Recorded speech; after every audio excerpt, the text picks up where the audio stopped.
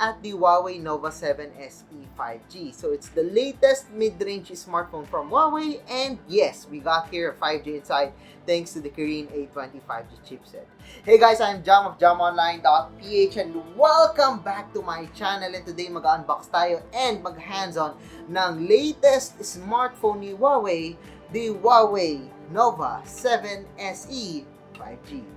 So, before natin buksan tong smartphone na to, pag-usapan muna natin yung basic specifications that we can get dito sa smartphone na to. So, first, we got here a Kirin A20 5G chipset. We also got here a 6.5-inch Full HD Plus display, 8 gigs of RAM, 128 gigs of internal storage, a quad camera setup with a 64-megapixel main camera, 16-megapixel selfie camera, 40 watts Huawei Supercharge, a side-mounted fingerprint scanner, 4,000 mAh of battery, and of course, it's running on EMUI 10.1 based on Android 10. So yes, basic specifications na meron tayo sa isang mid-range smartphone, but it's a Kirin A20 5G chipset. Number one, it's new. Number two, we got here 5G. So it's one of the probably the most affordable smartphone with 5G inside. So ano ba bang inaantay natin? So yan, box na natin itong si Huawei Nova 7 SE 5G.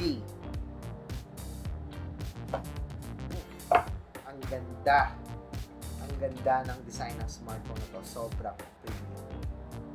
Of course, we got here the card or the SIM card tray pin. Meron din tayong kasamang jelly case dito sa smartphone na to. Ayan guys, we got here a 40 watts Huawei Supercharge na charger kasama dito sa Nova 7 SE 5G.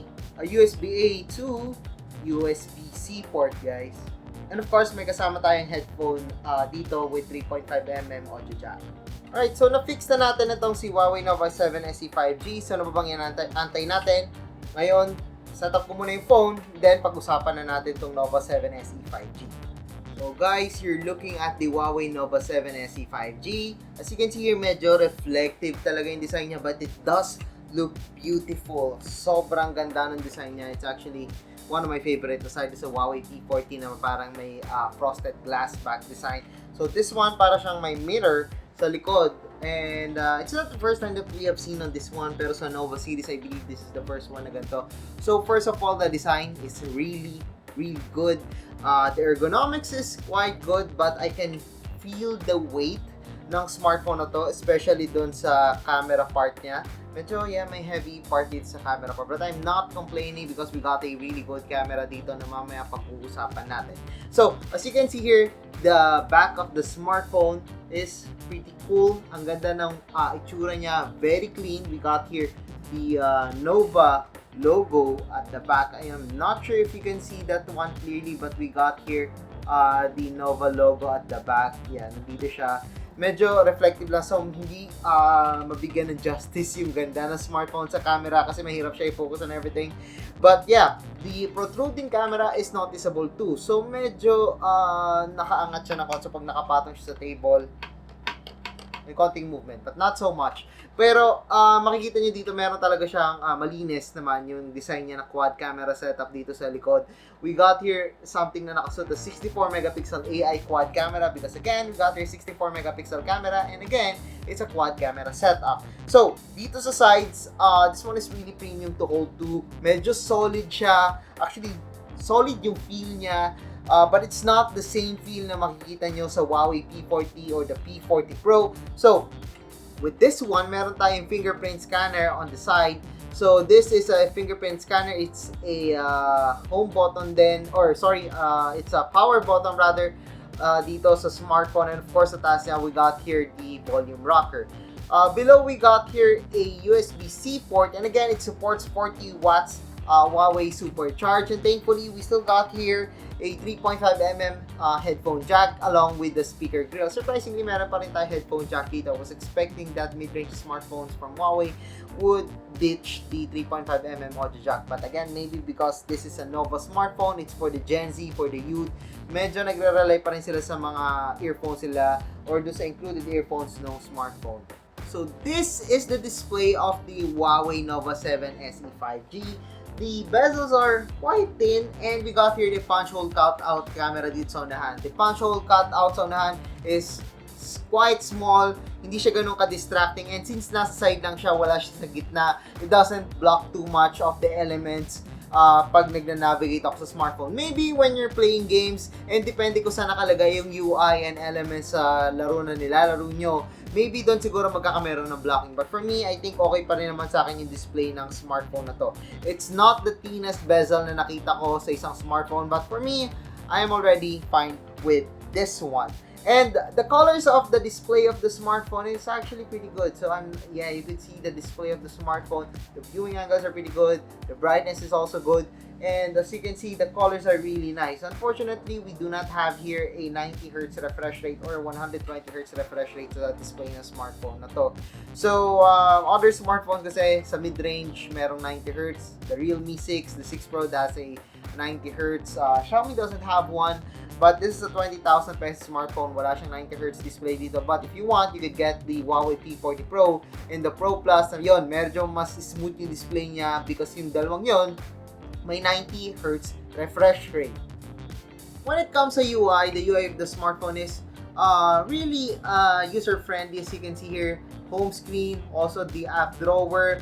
Easy siya sa mata because of the colors that are available dito sa MIUI 10.1. So, hindi naman siya ganun ka-annoying pag ginagamit ko siya. Actually, maganda siya sa mata, yung display niya. So, medyo type ko tong display ng Huawei Nova 7 SE 5G. So, doon na tayo pumunta sa pinaka-favorite ng lahat, the camera. The camera of the smartphone is quite great. I mean, it's a 20,000 pesos. Oh, sorry, it's a 99.90 pesos smartphone. So, medyo may konting difference na tayo. Barya-barya lang. But yeah, so below 20,000, it's sub 20,000 pesos smartphone. But the qualities na nakukuha natin dito sa camera ng smartphone is quite good already. I mean, we got here some bokeh na medyo okay, may details, may colors and everything. So, ano bang inatay natin? Pakita ko na sa inyo yung shots na nakuha ko dito sa Huawei Nova 7 SE 5G. So, dito sa Marshall speaker, nakikita nyo naman dito na meron tayo ditong magandang details sa mesh and sa speaker, and okay din naman yung kulay niya. So this one is actually low light pero nakuha na ng Huawei Nova 7 SE 5G ng magandang kulay dito. Dito naman sa mga villagers ng Animal Crossing, maganda yung kuha natin dito, maganda yung shot natin dito, maganda yung colors and everything. Sharp nga siya actually, and we got some depth of field na nangyayari dito. Dito siya shot ng artificial plant. What I like about this one, meron tayo ditong details na nakuha doon sa plant. Maganda yung details na nakuha natin doon sa leaves niya, surprisingly. Lastly, dito sa pen natin, sa mga pencils natin, ang ganda ng mga colors na nakuha natin, and may depth of field talaga na nangyayari dito despite using the auto mode lang na smartphone na to. For the selfies, it's not the best selfie camera that I've seen, but the details are quite good already. Yung colors niya, it's a big improvement over the previous generation ng mga Nova smartphones. Gusto ko yung selfie camera nito, but medyo kulang pa ako sa sharpness pagdating sa price range niya. So yeah guys, that's it dito sa Huawei Nova 7 SE 5G. So ano ba mga interesting dito sa smartphone na to? Well, first we got here a really interesting design na medyo prone nga lang sa fingerprints. So yes, meron pa mga fingerprints sa likod na napapansin ko dito. The design is really good, the camera is really great, and again, it's a Kirin 820 5G chipset.